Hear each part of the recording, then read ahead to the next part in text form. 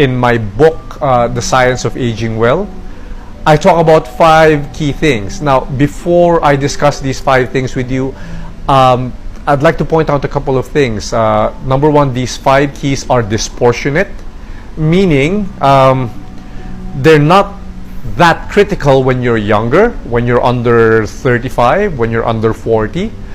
But as you get increasingly older, they become exponentially more important, right? So that's what I mean when I say they're disproportionate. You don't really see the effects when you're young, but you will see a tremendous benefit if you apply them in your older years. The second thing is that these 5 keys are symbiotic, meaning they work well together. You can't just use 3 keys and say, okay, this is good enough. No, you have to do all 5 things correctly all the time. Otherwise, you're not going to get the benefits. Okay? So what are the 5 keys? In the book, I talk about 5 key things that can slow down aging if you do them correctly. Number 1 is your nutrition. Number 2 is your movement. Number 3 is your sleep. Number 4 is correct environmental exposure. And number 5 is the quality of your relationships. So I'm going to go through them one by one. Number 1, I'd like to talk about nutrition. So I don't like to use the word diet, because to use the word diet means to imply that you have to eat less. And that's not at all what we teach. As a matter of fact, what I teach my clients to do is to eat more. If you're eating more of the correct foods, your body is going to tell you exactly how much of it you need.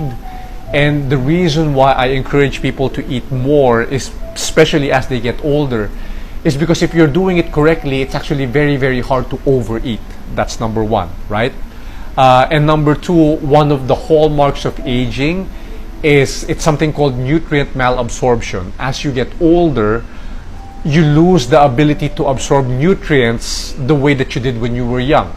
So for example, if you were 19 years old and I gave you 40 grams of protein, your body would probably be able to synthesize almost 100% of the protein that I give you. But if you're 65, 70 and I give you 40 grams of protein, you'd probably be only able to synthesize 20, 25, 30 grams, right? So a lot of people, they tend to eat less as they get older. And the problem with that is if you're eating less and you're absorbing even less, then that makes you prone to sarcopenia, which is age-related muscle loss, and that makes you prone to osteopenia and osteoporosis, and that increases, actually, that effectively accelerates aging for you, right? So number 1 is nutrition. That's key. Eat as much as you can while maintaining a healthy body composition and a healthy physiologic state, right? Number 2 is your movement. So I always tell our clients, exercise is not mandatory in this program, but movement is. And the reason why movement is very, very critical, it's because we were designed to move. The human animal is a heterotroph. What does that mean? That means we can't make our own food.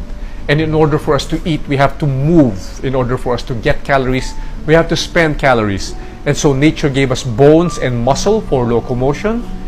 And you will find that essentially the more you move, the thinner and healthier you become. The less you move, the fatter and the sicker you become, right? We were designed to move.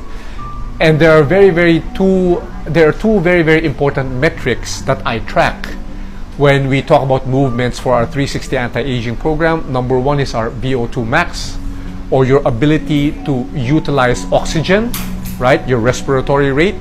And number 2 is physical strength. Why are these two very, very important? Because the studies are very, very clear that a person with a high VO2 max and high physical strength tends to live much, much longer and much, much healthier than a person who is opposite, right? So those are very, very big metrics.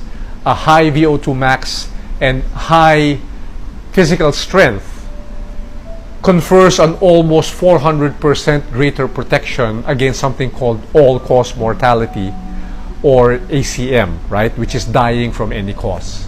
So I always track these metrics, and I will tell the client to do whatever it takes to raise their VO2 max and to raise their physical strength. Number 3, sleep. So this is obviously very, very important, but most people don't really understand why. It's because sleep is the time when the body actually repairs itself. Whenever we're awake, in our waking hours, the body is actually catabolic. You're breaking down tissue, you're breaking down protein, you're breaking down bone. And it is during sleep that the body builds itself back up again, right? So the quality of your sleep in a very, very large way determines your body's ability to repair itself, to make itself brand new again. So sleep is a very, very powerful anti-aging intervention in that it prevents premature aging, right? If you're always catabolic, you're always breaking down because you're not sleeping enough. So that's the third quality. And the fourth key is correct environmental exposure. So what does this mean? We have basically evolved as human beings for the past 200,000 years as Homo sapiens around the Earth's natural environments. We used to spend 90% of our lives outdoors. And now, the modern 21st century lifestyle has flipped that completely 180 degrees. Now we spend more than 95% of our time indoors, away from the natural stressors of our environment. So people think that stress is bad. Oh, all stress is bad. I should eliminate stress from my life. That's actually not true. The correct types of stress is actually very, very good. They're called hormetic stressors. Hormetic stressors are things that will temporarily cause stress to your body, but ultimately will make your body stronger because your body has to adapt to the stress, right? And these stressors are provided by our external environment. And if we fail to expose ourselves correctly, to being grounded to the earth, to being exposed to natural sunlight, to being exposed to having to hunt for our food, having to move, to forage, we are effectively making our bodies weaker. So chronic stress is bad, but actually environmental hormetic stress, as long as it's not too much, is actually good for you, right? It will effectively slow down aging. So the fifth key is the quality of your relationships. So probably more important than the first four combined is your reason for living and the quality of your relationships. So the science is very, very clear here. For individuals who are very, very long-lived, they have very, very strong and stable emotional connections with other people. So if you look at areas of the world where they have large populations of centenarians or people who live to over 100, you're talking about Ikaria, you're talking about Loma Linda, you're talking about Nagoya in Japan. These places, they have very, very different diets, they have very, very different lifestyles and cultures, but the one thing that they all have in common is that they have very, very strong community relationships. The old people interact with the young.